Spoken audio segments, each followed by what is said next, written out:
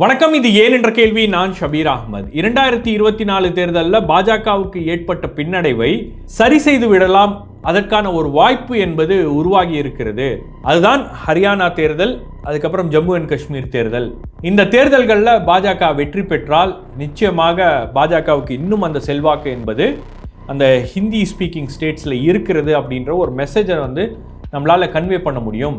அப்போ இந்த மாநிலத்தில் வெற்றி என்பது நிச்சயமாக பாஜகவுக்கு தேவைப்படுகிறது அப்படின்ற இடத்துல தான் இந்த தேர்தலில் அவங்க அணுகும் போது அவங்களுக்கு தெரியும் தேர்தல் களம் அவங்களுக்கு சாதகமாக இல்லை அப்படின்றது. பட் ஏதாவது ஒன்று பண்ணி அந்த தேர்தலை நம்ம பக்கம் திருப்பிடலாம் அப்படின்ற ஒரு முயற்சியை பிஜேபி எடுத்தாங்க. ஆனால் ஹரியானா பிஜேபிக்கு ஒரு மிகப்பெரிய பலப்பரீட்சையாக மாறி இருக்கிறது. இன்னைக்கு ஓட்டிங் நடந்து முடிந்திருக்கிறது. 8ஆம் தேதி ரிசல்ட்ஸ் வருது. முற்றிலுமாக அங்கே ஒரு ஆன்டி பிஜேபி சென்டிமெண்ட் அப்படின்றது தான் அந்த தேர்தல் களம் இருந்துச்சு அப்படின்றதா கிரவுண்ட் ரிப்போர்ட்ஸ். முழுக்க முழுக்க எல்லா சமூகங்களிடையே பாஜக மீது ஒரு அதிருப்தி என்பது இருந்துச்சு. அப்போ அந்த முடிவுகள் என்ன வரப்போகிறது அப்படின்றது பாஜகவுக்கு தெரியும். இப்போ ஹரியானாவில் ஒரு தோல்வி, ஒரு பின்னடைவு அப்படின்றத விட பாஜகவுக்கு இன்னைக்கு ஏற்பட்டிருக்கக்கூடிய ஒரு மிகப்பெரிய கவலை என்னன்னா, இது பிரதமர் நரேந்திர மோடியுடைய இமேஜை எப்படி பாதிக்கும் அப்படின்றதான் இன்னைக்கு அவர்களிடையே இருக்கக்கூடிய ஒரு மிகப்பெரிய கேள்வியாக இருக்கிறது.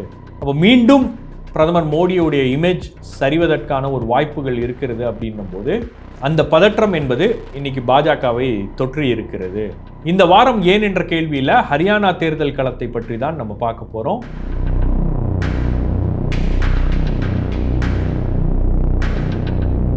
இந்த விஷயத்தை பற்றி பேசுகிறதுக்கு முன்னாடி ஒரு சின்ன request and reminder. News minute Tamil, news laundry. நாம் இப்போ ஒரு கம்ப்ளீட் ஆட் ஃப்ரீ பிளாட்ஃபார்ம். எந்த விதமான அரசாங்க விளம்பரமோ, அரசியல் கட்சிகளுடைய விளம்பரமோ, கார்ப்பரேட் ஆட்ஸோ நம்பி இயங்கக்கூடிய ஊடக நிறுவனங்கள் அல்ல. முழுக்க முழுக்க உங்களுடைய ஆதரவோடு இயங்கக்கூடிய ஊடக நிறுவனங்கள். நாம் செய்கின்ற அந்த டிபேட்ஸ், வெளியிடக்கூடிய செய்திகள், அந்த டிஸ்கஷன், இதெல்லாம் உங்களுடைய ஆதரவோடு தான் அதை எங்களால் செய்ய முடிகிறது. எந்த விதமான ஒரு பயமும் இல்லாமல், எந்த விதமான ஒரு சார்பு நிலையும் எடுக்காமல், எந்த விதமான ஒரு அழுத்தமும் இல்லாமல் அரசியல் கட்சிகளை பார்த்து கேள்விகளை கேட்க முடிகிறது, அரசியல்வாதிகளை பார்த்து கேள்விகளை கேட்க முடிகிறது, அரசாங்கங்களை பார்த்து கேள்விகளை கேட்க முடிகிறது. மற்ற சேனல்ஸ்லாம் பேசாத பல விஷயங்கள் நாம் நியூஸ் மினிட் தமிழில் பேசுகிறோம் அப்படின்னா அது உங்களுடைய ஆதரவோடு தான் அது சாத்தியமாகிறது. ஆகவே எங்களை நீங்கள் சப்போர்ட் பண்ணணும் அப்படின்னு நினச்சிங்கன்னா இந்த QR கோட் மூலமாக உங்களுடைய ஆதரவை தெரிவிக்கலாம். இதற்கான லிங்க்கையும் நான் இந்த டிஸ்கிரிப்ஷனில் கொடுக்குறேன். அதையும் கிளிக் பண்ணுங்கள். உங்களுடைய ஆதரவை வழக்கம் போல் தெரிவிப்பீங்கன்ற நம்பிக்கையில் ஹரியானா தேர்தல் களம் எப்படி இருக்க போகிறது அப்படின்றது பாஜகவுக்கு ஒன்றும் தெரியாமலாம் கிடையாது. அவங்களுக்கு ஒரு வருஷம் 1.5 வருஷத்துக்கு முன்னாடியே தெரிஞ்சிருச்சு. என்னைக்கு அந்த விவசாயிகளுடைய போராட்டம் ஸ்டார்ட் ஆச்சோ ஹரியானா விவசாயிகள் அதில் அதிக அளவில் கலந்துக்கிட்டாங்களோ அப்போவே அவங்களுக்கு தெரியும் இது நமக்கு எதிராக தான் போகிறது அப்படின்றது. அதுக்கப்புறம் ஹரியானாவில் நடந்த பல்வேறு விஷயங்கள், பாஜக கொண்டு வந்த அக்னிவீர் திட்டம், அதுக்கப்புறம் அந்த மல்யுத்த வீரர்களுடைய பிரச்சனை, இது எல்லாமே பாஜக மீதான அதிருப்தியை இன்னும் அதிகரித்து விட்டது. அதனால தான் Manohar Lal Khattar, former chief minister of Haryana, அவரை மாற்றினதுக்கான காரணம் அதுதான். தேர்தல் வருகிறது, அவர் சீஃப் மினிஸ்டராக தொடர்ந்தார்னா நமக்கு ஒரு மிகப்பெரிய பின்னடைவு ஏற்படும். அதனால் தேர்தலுக்கு ஒரு 6 மாதத்துக்கு முன்னாடி அவரை மாற்றினாங்க. அவரை சென்ட்ரலில் கொண்டு வந்துட்டாங்க ஒன்றிய அமைச்சராக. அப்புறம் அங்கே இன்னொரு சீஃப் மினிஸ்டரை போட்டு சமாளிச்சிடலாம், ஆன்டி இன்கம்பன்சியை கண்ட்ரோல் பண்ணிடலாம். இப்போ யார் மீது அதிக அளவு அதிருப்தி இருக்கிறதோ அந்த அதிருப்தியை போக்க வேண்டும் அப்படின்னா பாஜகவுடைய திட்டம் என்ன இருக்குது? எல்லா மாநிலங்களிலும் அதை செய்திருக்கிறார்கள். உடனே அந்த சீஃப் மினிஸ்டரை மாற்றிட்டு வேற ஒரு முகத்தை கொண்டு வந்துடுவாங்க. அப்போ எல்லா கோட்டையும் அழிச்சிட்டு மறுபடியும் ஆரம்பத்திலேருந்து நடக்கும் அப்படின்றது தான் அவங்களுடைய எண்ணம். ஆனால் ஹரியானாவில் அது நடக்கலை. பாஜக போட்ட எல்லா கணக்குகளும், எல்லா திட்டங்களும் பெரிய அளவுக்கு ஹரியானாவில் பாஜகவுக்கு கை கொடுக்கல. அதை உணர்ந்ததுக்கு பிறகுதான் பாஜகவுக்குள்ள ஒரு பதற்றம் என்பது இருந்துச்சு. ஏன்னா அந்த தேர்தல் களத்தில் உங்களுக்கு பிரதமருடைய பங்களிப்பு பார்த்தீங்கன்னா பெரிய அளவுக்கு இருக்காது. ஒரு மாநிலத்தில் தேர்தல் நடக்கிறது அப்படின்னா பிரதமர் கிட்டத்தட்ட ஒரு 20 வாட்டியாச்சும் அந்த மாநிலத்துக்கு போயிடுவார். அதுதான் அவருடைய கேம்பெயினிங் ஸ்டைல்.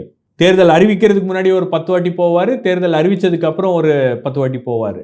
அந்த அளவுக்கு அந்த மாநிலத்தை நோக்கியே அவருடைய கவனம், அவருடைய பார்வை அப்படின்றது இருக்கும். ஆனால் ஹரியானாவில் அதெல்லாம் ஒன்றும் நடக்கலை. பிரதமர் ரொம்ப கம்மியாக ஒரு எலெக்ஷனில் ரேலிஸ் பண்ணியிருக்காரு, மீட்டிங்ஸ் அட்டென்ட் பண்ணியிருக்காரு அப்படின்னா அது ஹரியானாவில் தான். இப்போ ஹரியானாவில் அந்த பிரச்சாரம் முடிகிறதுக்கு ஒரு நாள் முன்னாடியோ 2 நாள் முன்னாடியோ பார்த்தீங்கன்னா பிஜேபியோடைய ஆக்டிவிட்டி ரொம்ப அதிகமாக இருக்கும். கர்நாடகாவில் நம்ம அதை பார்த்துருக்கோம். அதாவது அங்கே ஓட்டிங்க்கு முன்னாடி பிஜேபி பிரதமர் வராரு, பிஜேபி அப்படின்ற பேச்சு தான் இருக்க வேண்டும் அப்படின்றது தான் அவங்களுடைய எண்ணமாக இருக்கும். அந்த அளவுக்கு கார்பெட் பாம்பிங் அப்படின்னு சொல்லுவாங்க. அந்த மாதிரி ஒரு கேம்பெயினை வந்து அவங்க பண்ணுவாங்க. பட் இங்கே பார்த்தீங்கன்னா உங்களுக்கு ஹரியானாவில் கடந்த தேர்ஸ்டேவே பிரதமர் மோடியோடைய கடைசி ரேலி முடிஞ்சிருச்சு. அதுக்கப்புறம் எந்த விதமான ஒரு பிரச்சாரமும் இல்லை. பிரச்சாரம் முடிகின்ற அந்த நாட்கள்லாம் வந்து பிரதமர் மோடி ஹரியானாவில் இல்லை. ஸோ ரொம்ப கம்மியாக தான் அவருடைய இன்வால்மெண்ட் இருக்குது. ரெண்டாவது, அவரையும் பெருசாக ப்ரொஜெக்ட் பண்ணிக்கல. வழக்கமாக பேசக்கூடிய அந்த டபுள் இன்ஜின் சர்க்கார் அப்படின்ற விஷயங்கள்லாம் வந்து ஒன்றும் பேசலை. இப்போ ஹரியானாவை பொறுத்த வரைக்கும் ஒரு விஷயம் ரொம்ப உறுதியாக சொல்ல முடியும். 2014 பாஜகவுக்கு ஆதரவான ஒரு மனநிலை அப்படின்றது அந்த மாநிலத்தில் இருந்துச்சு. 2019 அதே மனநிலை இருந்துச்சு. 10 ஆண்டு காலம் அவங்களுடைய ஆட்சி. 2024 அந்த மனநிலை அப்படின்றது முற்றிலுமாக மாறுகிறது.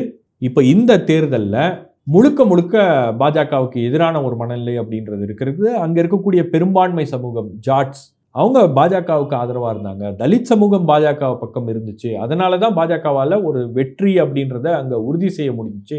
இன்னைக்கு அந்த சமூகங்கள்லாம் வந்து காங்கிரஸ் பக்கம் நகர்ந்து இருக்கிறது. ஜாட்ஸ் பெரிய அளவுக்கு காங்கிரஸ் பக்கம் வந்திருக்காங்க.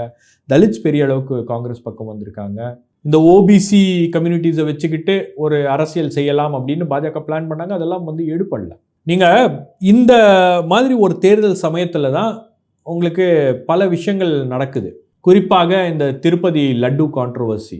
பவன் கல்யாண் பெரிய அளவுக்கு வந்து இந்து மதத்தை வந்து யாராச்சும் இழிவுபடுத்தினாங்கன்னா நான் வந்து சும்மா விட மாட்டேன் அப்படின்னு ஒரு ஆங்கிரி ஹிந்து பர்சனாலிட்டியாக அவர் மாறி இருக்கிறார். சேக்குவாராவை பற்றி பேசியவர், பல முற்போக்கு கருத்துக்களை பேசியவர். முழுக்க இன்னைக்கு வந்து அவருடைய அரசியல் அப்படின்றது முற்றிலுமாக வேறு விதமாக மாறி இருக்கிறது. அப்போ இந்த திருப்பதி லட்டு கான்ட்ரோவர்சியே வந்து அது ஹரியானா எலெக்ஷனில் ஒரு இம்பேக்டை கிரியேட் பண்ணுமா அப்படின்றதும் வந்து பாஜகவுடைய ஒரு தேர்தல் கணக்காக இருக்கிறது. இதை பற்றி நம்ம பவர் ட்ரிப்பில் ரிப்போர்ட் பண்ணியிருக்கோம். சந்திரபாபு நாயுடு டெக்னிக்கல் இஷ்யூஸை பற்றி பேசுகிறாரு. பட் பவன் கல்யாண் முழுக்க அவர் வந்து ஒரு ஆங்கிரி ஹிந்து ரோலை வந்து அவர் கையில் எடுத்துட்டாரு. இப்போ என்ன காரணத்துக்காக அவர் வந்து உதயநிதி ஸ்டாலின் அட்டாக் பண்ணுறாரு? ஏன்னா உதயநிதி ஸ்டாலின் பேசின சனாதன தர்மத்துக்கு எதிராக அவர் பேசிய கருத்துக்கள் தான் வந்து மத்திய பிரதேஷ் தேர்தலில் ஒரு பெரிய தாக்கத்தை ஏற்படுத்துச்சு. அந்த சமயத்தில் தான் அந்த கருத்துக்கள்லாம் பெரிய அளவுக்கு போய் பேசினாங்க. பிரதமரே அதை பற்றி அங்கே இருக்கிற ரேலிஸ்லாம் பேசினார். அது மத்திய பிரதேஷ் தேர்தலில் ஒரு பெரிய இம்பேக்டை கிரியேட் பண்ணுச்சு அப்படின்றது இந்தியா கூட்டணி கட்சியினர் மத்தியில் அது ஒரு விவாத பொருளாகவும் அந்த சமயத்தில் மாறுச்சு. அதே போல் உதாரணத்துக்கு எடுத்துக்கோங்க, உங்களுக்கு யூபி எலெக்ஷன்ஸ் நடக்கும்போது தான் கர்நாடகாவில் அந்த ஹிஜாப் இஷ்யூ அப்படின்றது பெரிய அளவுக்கு பிஜேபி அதை கொண்டு போனாங்க. அப்போ இந்த மாதிரியான விஷயங்கள்லாம் வந்து உங்களுக்கு வட இந்தியாவில் இருக்கக்கூடிய தேர்தல்களில் இன்ஃப்ளூயன்ஸ் பண்ணும் அப்படின்ற ஒரு காரணத்துக்காக தான். ஸோ அந்த அடிப்படையில் பார்க்கும்போது பாஜக எடுத்த பல்வேறு நடவடிக்கைகள் அப்படின்றது அந்த ஓட்டர்ஸை வந்து பெரிய அளவுக்கு இம்ப்ரெஸ் பண்ணல. அந்த ஓட்டர்ஸுக்கு இருக்கக்கூடிய மிகப்பெரிய பிரச்சனை, அங்கே இருக்கக்கூடிய விவசாயிகள்லாம் வந்து பாஜகவுக்கு எதிராக இருக்கிறார்கள், இளைஞர்கள் பாஜகவுக்கு எதிராக இருக்கிறார்கள். அதுக்கப்புறம் அந்த ரெஸ்லர்ஸ் ப்ரொட்டஸ்ட் வந்து ஒரு பெரிய அளவுக்கு அதிருப்தியை உருவாக்கி இருக்கிறது. அதுக்கப்புறம் வேலையில்லா திண்டாட்டம் அப்படின்றது வந்து ஹரியானாவில் பெரிய அளவுக்கு இருக்கிறது. விலைவாசி உயர்வு, பெட்ரோல் விலை உயர்வு, வேலைவாய்ப்பு அப்படின்ற அந்த 3 விஷயங்களும் வந்து பெரிய அளவுக்கு ஒரு தாக்கத்தை இந்த தேர்தலில் ஏற்படுத்தி இருக்கிறது. குறிப்பாக இளைஞர்கள் வந்து பாஜகவை எதிர்க்கிறார்கள், பாஜகவுக்கு எதிரான ஒரு மனநிலையில் இருக்கிறாங்க அப்படின்றது அந்த தேர்தல் களம். ஸோ அதுதான் வந்து இன்னைக்கு காங்கிரஸுக்கு சாதகமாக அமைந்திருக்கிறது.